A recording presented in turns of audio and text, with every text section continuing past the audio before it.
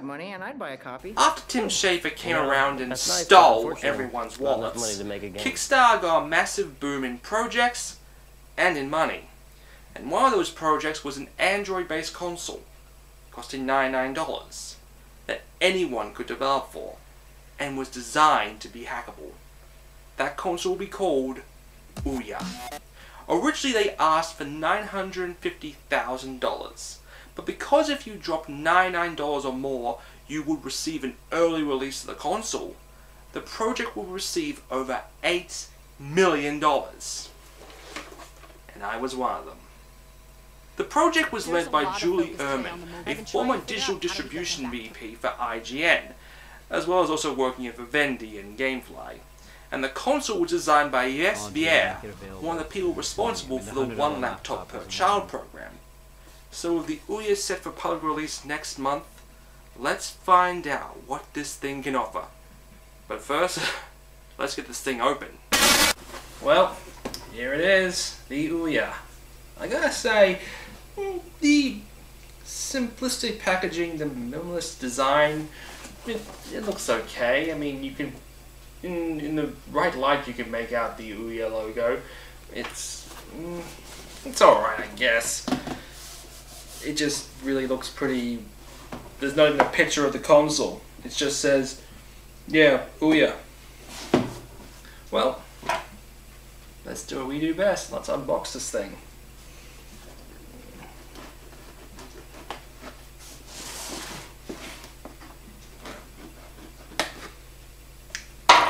Here we go.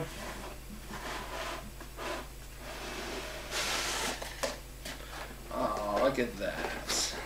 Thank you for believing in. Oh, wow. Look at that. Look at that. And, ooh, huh. That's actually more heavy than I thought, but,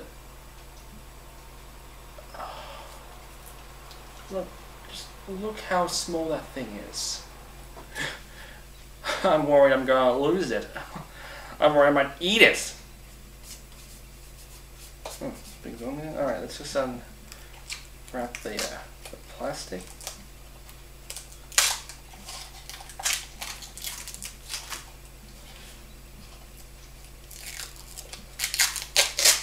Of course, then there's the controller. Ooh.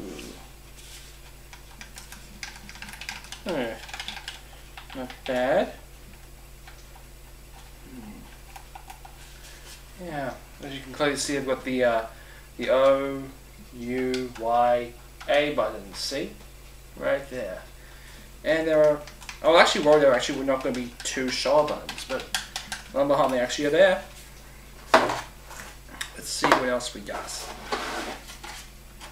And here we go. There's the batteries, and oh, thank God, they packed in an HDMI cable. I was actually worried they weren't going to do that. And that looks like the AC adapter with, yep, they packed in the Australian components, thank God. And the instruction booklet, which blah blah blah, yeah. So that's pretty much it. It's got a very nice thank you for believing, because yeah, I did believe in Ouya and I still do. So it's nothing like the Wii U or 3DS. There's not all that promotional crap, all those cards or anything. No, it's just the controller. Can you even call it a console? It's fucking tiny. Good God! I got nothing. Wow. So there you have it. The Ouya Unboxed. And here it is. and after marveling at how tiny it is, let's plug it in and check it out.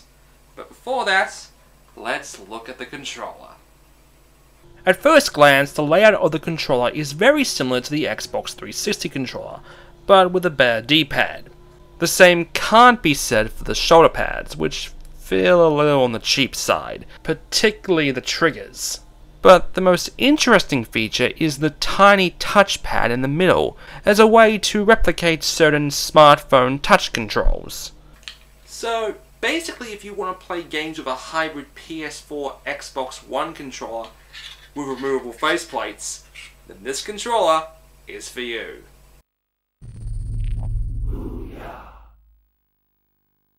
The interface is very basic in design. The first thing you'd want to do is go to the Discover section. This is where you find all the games for the system, so let's check some of them out.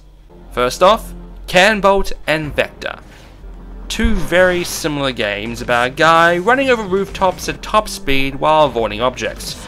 Overall not too bad. I will say that Vector is the better version of it, which would actually remind me of the Mirror's Edge iOS app.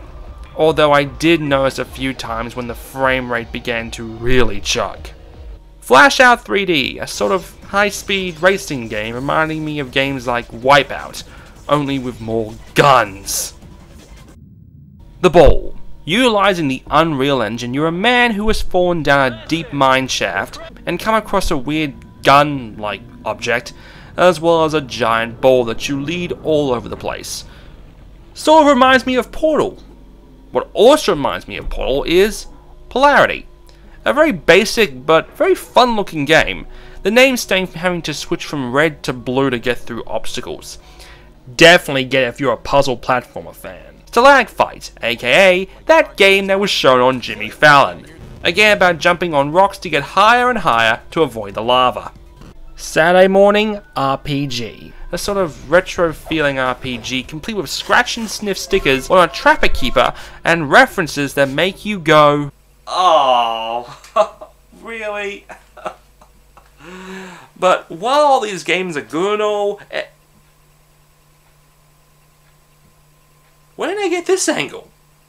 Anyway, the game that got everyone's attention was the game coming to us from Square Enix, which was an HD version of the 3D remake of Final Fantasy III. But of course, while all these apps are free to download, most of them are offering just a demo or a very limited version of the game. To access the rest, you're gonna have to cough up some dough. What frustrates me is that certain apps that were promised at launch, OnLive, Minecraft, XBMC, are not available yet. Come on, Ouya. We don't let even Nintendo get away with that shit. But being Android-based, you can obviously download any APK file and run it. Which of course leads us to the biggest elephant in the room. Emulators. And lo and behold, there they are. Right there on the Discover section. For NES, Super Nintendo, N64, and even a DS one. Now, the NES and Super Nintendo emulators work fine. I think by now we can all agree we've perfected Super Nintendo emulation. The N64 one, MuPen64, is an interesting one though, as while we can all agree that the emulation is nowhere near perfect, all the 3D models are rendered in high definition, making them look more clearer and sharper than the Virtual Console ever did. The DS emulator can use the mini touchpad and controller, but performance is poor and playing games like Fam Hourglass is almost impossible. And obviously emulators are bad and blah blah blah. Now, when it comes to the Ouya, the system is in no way in the same market as the big three. In fact, I don't even think Microsoft is competing now. But as our industry evolves with the growing influence of KickStarter and independent development, the Ouya and all the other similar consoles that will no doubt be in development soon is a great way for young developers to get their foot in the door and their games onto the TV. The Ouya isn't for everyone, and it's got a while to go before its library is anything to boast about. But from what I've seen, we're off to a great start. the Ouya will be launching in America on June 25th for $99 and will be available at the Ouya website, Amazon, Best Buy, Target, and GameStop. Most likely in the back next to the Wii U's. I'm Enigma, and we'll see you all next time.